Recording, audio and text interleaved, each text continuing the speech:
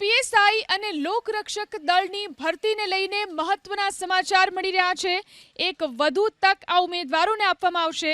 Police ભરતી બોર્ડના અધ્યક્ષ હસમુખ પટેલે આ અંગે જાહેરાત કરી। 26મી ઓગસ્ટથી 9મી સપ્ટેમ્બર સુધી ઓનલાઈન અરજી માટે પોર્ટલ ખુલ્લું રહેશે। ધોરણ 12 અને કોલેજના ત્રીજા વર્ષની પરીક્ષા પાસ કરનાર ઉમેદવારો ફોર્મ ભરી શકશે। ચોમાસા બાદ શારીરિક પરીક્ષા લેવાશે। આ તરફ એલઆરડીની ભરતીમાં ગેરરીતિ કરનાર ઉમેદવારો સામે ભરતી બોર્ડે કડક કાર્યવાહી કરી।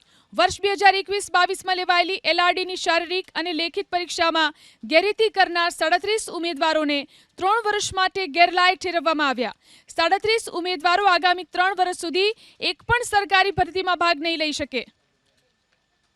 લોકરક્ષક અને પીએસઆઈની જાહેરાત આપી હતી અરજીઓ મેળવવાની, તો એ વખતે પરીક્ષાની સિઝન હતી અને પરિણામો આવ્યા નહોતા, એટલે ઉમેદવારોની રજૂઆત હતી અને આમ પણ આપણે ચોમાસા પછી લેખિત શારીરિક કસોટી લેવાના હતા, એટલે એવા ઉમેદવારો આ ભરતીની તકથી વંચિત ના રહી જાય એટલા માટે આપણે ઉમેદવારોને ત્યારે એવો વાયદો કર્યો હતો કે આપણે ઓગસ્ટ મહિનામાં આપણે એ ફરીથી પોર્ટલ ખોલીશું અને તમને એવી તક આપીશું।